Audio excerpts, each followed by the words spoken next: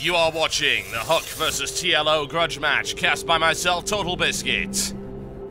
Ladies and gentlemen, welcome to SHOUTcraft, bringing you Liquid TLO, spawning this time as Terran right here on the Lost Temple, versus his opponent, HuK, in the red trunks, playing Protoss. HuK is currently 2-0 down, as TLO has proven that his early game pressure, and of course the use of his Blink Stalkers in combination with the charging Zealots, were a little bit too much for HuK early game. However, the times, they are a-changing, folks, as TLO now spawns as Terran, so this could change things around an awful lot. I'm actually quite surprised to see that HuK was not so strong in those Protoss v Protoss matchups, but again, you never know. It was still all to play for. It's a best of 7. So by all means, folks, by all means, things could very rapidly change.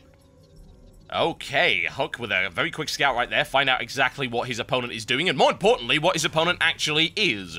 Who knows? TLO is a mystery player. Which disguise will he do today? Well, as you can see, going for the Terran right there. A little bit of scouting around, see what he can see what HuK decides to go for. Will he go for the cannons once again?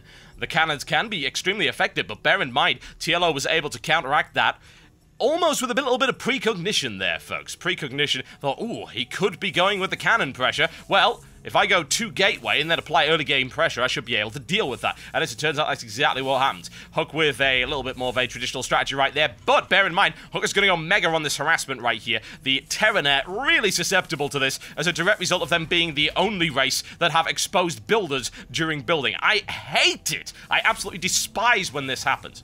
Now, bear in mind, a little bit interesting right here is that TLO actually put his refinery down a little bit earlier than usual. Bear in mind that he's actually got his refinery finished now before the barracks, but again, not a massive differential. We'll see exactly what happens there. Marauders a very real possibility against Protoss early game. No big surprises there. And you might wonder, well, the Totalbiscuit, that's obvious. Bear in mind, a lot of the people that watch my stream are actually either non-players. Yes, indeed, I have non-players that watch this, or indeed people that are just new to the game and don't really fully understand the concept. So try and keep it nice and simple. Zealot on the way out for Liquid HuK, and TLO just sitting on pretty much nothing right now except for a Marine and straight through to the orbital command right here, and this is where we start to see things get a little bit tasty. No second refinery down as of yet. Got your single supply depot right there. We'll see if he decides to go factory, barracks. He could go loads of different things. That's the wonderful thing about being Terran, in my honest opinion. A lot of people complain, it's like, oh, well, all you do is build Marines, Marauders, and Medivacs. Well, yeah, you can, but you can also do an awful lot of other things. There's a lot of early game flexibility from the Terran thanks to the so-called 1-1-1 build, and TLO with the factory right there. No upgrades as of yet for his barracks, actually relying on a bunker right here. Intriguing stuff. Now, that would indicate to me that he's looking to hold off early game pressure so that he can actually get some tech. Although, it is a little bit weird that he's not going for the second gas geyser if he's going for something really tech-heavy. So, we could be looking at something crazy like Hellions, you know, possibility of that, but we will find out in the not-too-distant future. HuK, on the other hand, Stalkers on the way, Zealots already into the natural expansion of his opponent. Make sure that nothing comes out there anytime soon. We have seen that the so-called 14cc does exist. It was actually done by Cloud in the Fnatic Open Tournament. It was quite hilarious. There's the bunker right there, and HuK is not having any of that, moving straight out of it, and of course, TLO breaks him out there, and oh, that Zealot just didn't even stand a chance. It pulls the SCV off as well. The SCV will be a noble sacrifice. HuK actually taking it down, but taking an awful lot of damage in the process. Wonderful micromanagement, tries to hem Stalker into the side. Look at that, look at that! TLO with a great pull off the line, stops his opponent from getting the Stalker round the back, and captures it, and indeed hems it in. Very nice play right there, and TLO pops out a Hellion. Reactor coming up right there. Are we going to get a swap, or is he simply going to go for the Marines? We will find out very, very soon indeed. Second Hellion is on the way, so it does seem a little unlikely that he'd be doing a swap close to this point in time. Wants to pop out the Marines instead, and indeed, why not? Marines counter everything, dude. Well, no, they do not, but, you know, there you go. Oh, many, many gateways. HuK with the 3 gateways through to the robotics facility, and bear in mind that Hellions are still coming out. I have to wonder if he's going to persist with this as a strategy, or if he's just going to harass a little bit with it. Bearing in mind, Stalkers are already out, so Stalkers do tend to do quite a bit of damage. 2 Hellions but they don't do it fast enough. Therein lies the problem. Bear in mind that Hellions are not actually armored units. They are light, so you can get around that very, very easily indeed. A lot of big damage coming in right here. Takes out one probe already. Goes straight for the mineral 9. No Infernal Pre-Ignited, but what a great surround there by HuK. Absolutely fantastic. Grabs them, hems them in, smashes them against the wall of the Lost Temple. And an interesting transition coming up right here. TLO now into siege tanks. Indeed, why not? Marine siege tank, really powerful. Very good build. Second bucket coming up right there, and there's the command center, looking for that expansion now that he feels relatively safe. What is HuK doing? Well, HuK's got his Observer coming out, and he does have the Twilight Council, so we can expect to see Blink Stalkers pretty rapidly, I would imagine. TLO double bunker down there to protect it. Again, very, very defensive. Nothing wrong with that. Nothing wrong with that at all. Very difficult to break a defensive Terran. Very difficult indeed. And, more to the point, it actually forces your opponent to think about ways of breaking a defensive Terran, which means that TLO has a better idea of what his opponent's actually going to pull out on him. However, in the meantime, Liquid HuK does have a fairly significant number of units out. 3 Zealots and 2 Stalkers looking to push that line right there. Bunkers are coming up, though, so that really is not going to happen at all. HuK is well aware of that, manages to pull it away. No actual casualties there. Observer all the way over, spots the siege tank. What else do we see? We've still got a siege tank. There's the upgrade right there. Oh, but wonderful scan right there by TLO. You might wonder how he does that. Well, of course, he spotted the small shimmer of the cloaked unit, passing across, does the scan, nails the observer down, and well worth it in my honest opinion. Blink coming up right here for HuK, looking to get past their starport and an engineering bay on the way for TLO. Delicious. What could he be building? Well, he's doing what I like to call the build frickin' everything strategy, which, as far as I'm concerned, is a really, really good strat. But bear in mind that Liquid HuK, with the use of the Observer, is going to be able to blink right past those defenses, which is a absolutely fantastic counter. What he does have to avoid is the firepower of those siege tanks, though. He needs to be very specific in where he blinks. Look at that. You can see the range right there on the map, marked by those little yellow chevrons. Needs to avoid that. Needs to blink up there if he's going to do anything. There's the scan. Nails him down right there. Almost takes the Observer, but great movement there by HuK. Easily able to get that out of the way. Damage to the siege tank, but not fatal. He has a lot of options right here. Could attack from a wide variety of different angles. He could be looking around here, in fact, and that's exactly what he's going to do. It is a vulnerable area. The deployment of the siege tank is not within range of that. Straight in, grabs that for free, and a missile turret taken out before it can be cancelled. Critical right there, and goes straight forward. Undeploying the siege tank because he's forced to do that. Marines on the field. More Stalkers coming up to back it up. It's good. It's very, very good. Liquid HuK blinks him out there. Excellent micromanagement. Look at that. Cycling it through right there. No casualties there for Liquid HuK, except for that very unfortunate Observer. TLO hates Observers, folks. Indeed, they stole his candy as a child. You might not be aware of that, but that was exactly what happened. He has a grudge, and there's nothing you can really do about that. He's going to take them out at every possible opportunity. If he sees 5 carriers coming in, the first thing he's going to do is dedicate all his resources to killing the Observers. No question about that. Everyone has their grudges, folks.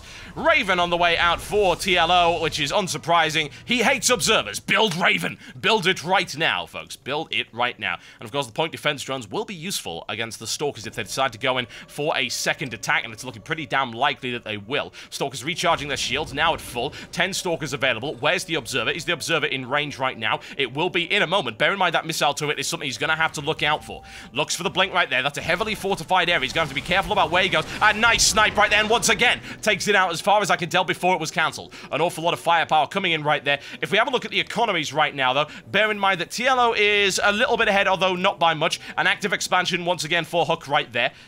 Both with 3 gas geysers available. Looks for the possibilities, and bear in mind, you can do all sorts of crazy things with this. Blink Stalkers, plus that, there you go, blinking all the way up there, and there's the snipe right there, a free siege tank with every packet of crisps provided in this particular game. And if you're looking for the peanuts and ice cream, they come in the intermission, folks. That I can guarantee. Raven on the way right there, and what's the Raven going to do? Not an awful lot. TLO in a bad position right there. He's going to have to do something about that. He needs to try and get something in there that will allow him to spot that, but already, HuK is all the way out of there. Playing a little bit of bait and switch right there with his opponent. He knows exactly what his opponent's doing. He's actually forcing his opponent into a corner to build stuff like missile turrets, to build Ravens in order to look up there and spot Observers. But in the meantime, TLO coming up with an armory. So we could see Thors, and of course we could see infantry upgrades. Although he's only just started doing his infantry upgrade, so I don't think that's actually all that likely. Seems a little bit late for an armory if that's what you're planning on doing, but it's good to be there nonetheless. Can we get a snipe in on that mineral line, more to the point? Oh, free refinery and an SCV right there. Yes, indeed, HuK is taking the freebies. He is like an old woman with a coupon book in this particular Lost Temple Mall. That I can guarantee. Viking on the way up there. An excellent blink right there into the line. Big damage right there. Bear in mind, he's got about 5 seconds before he can pull back. Does he even need to pull back right now? Yes, he does. Awful lot coming in. Loses a Stalker, but takes an awful lot with it. Units lost right now. TLO is trailing by a very significant margin. There's the deployment of siege tanks, 5 available right now. However, the Stalkers are already gone. Massive harassment coming in there by HuK, piling on the pressure to his opponent, and Thor's on the way for TLO. In the meantime, however, Templar Archives and the charge upgrade coming up for Liquid HuK, and that could be messy, no question about that. It's like, oh, let's drop Psystorms all over your frickin' base! Yes, indeed, it's very effective. Super effective, one might say. That mineral line looking a little bit vulnerable, and economic damage was done to TLO. TLO trailing now by 9 harvesters. And if we have a look at the size of the armies, though, they're pretty much about equal. HuK warps in additional units right there, more Stalkers available, and now more Zealots. Simply because, again, he's forced his opponent to counter Stalkers, so now he can switch over to Zealots, no problem whatsoever. And he does have Psystorm coming in, so I think we can only expect to see the High Templar coming out very, very shortly indeed. Yes, that is my Nostradamus-style prediction, ladies and gentlemen. There's the blink out there. Can he find yet more angles for harassment? Needs to look at it. Bear in mind that TLO cannot see up there, but a simple scan would mean a rain of hot death on top of HuK, and HuK is not a fan of that one little bit. Anime Thor, as I like to call it, stomping around right there, extraneous spiky bits, and why not? I'm fairly sure that is not practical in any way, but it's like, hey, Gundam, ladies and gentlemen, Gundam. HuK with pylons all over the place. Note that. That's pretty interesting. 1 pylon, 2 pylon, an expansion all the way over that side of the map. Always good to have pylons all over the place, simply because it does give you a lot of flexibility to respond to various attacks, and of course give you an opportunity to quickly expand. High Templar on the way for HuK, and he already has 6. He's going to be able to crack that line pretty damn hard once the Psystone comes out. Infernal Pre-Igniter coming out for TLO as well. Multiple Hellions, which would be a smart bet. I don't know if he's actually seen the Zealots, but one has to assume it. Actually decides to break down his bunkers right now, and I think maybe TLO is going to decide to advance right here. I wouldn't hang around, honestly. You're being hemmed in, and as you can see, HuK has ridiculous map control. He's all over the damn place right now, spreading like a cancer all over this particular map. And he's got 15 Zealots, an Immortal, 8 Stalkers, 2 Sentries, 7 High Templar, and the obligatory Partridge in a Pear Tree, which is an extremely powerful unit that we do expect to be nerfed, since it has been demonstrated on the PTRs to be nigh on unstoppable. Liquid HuK. He's going to have to go up against 5 Thors, and they are upgraded in terms of weapon firepower as well. Strike cannons coming up. Admittedly, strike cannons not all that useful if you don't have a huge amount of Immortals on the field.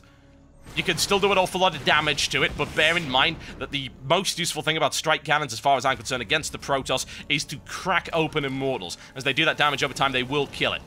TLO ready to roll out like the Autobots. We shall see whether or not he wants to do that. Or actually, considering the sort of purple look, I'm thinking he's more like the Decepticons right here.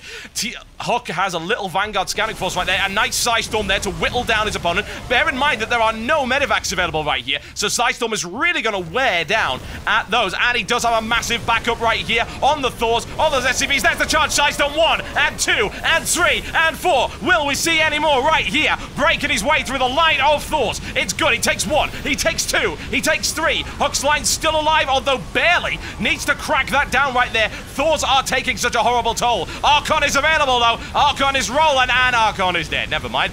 It tried, folks. It manages to crack the line. It's taking most of the firepower, and the Thor's defeated. Yes, indeed. Hellions crush right there. Siege Tank continues to take a hefty toll on the line of HuK, but look at that. Rapid micromanagement. Unbelievable blink, and TLO gives it up. Ladies and gentlemen, well played there by the one and only HuK, with amazing pressure as he manages to break TLO down. Continues the harassment with amazing blink Stalker play. Astonishing Stalker play, in fact. All over the place. All over the map. Really great. And takes him. There you go, 2-1, folks, in this best of 7 series. Still all to play for.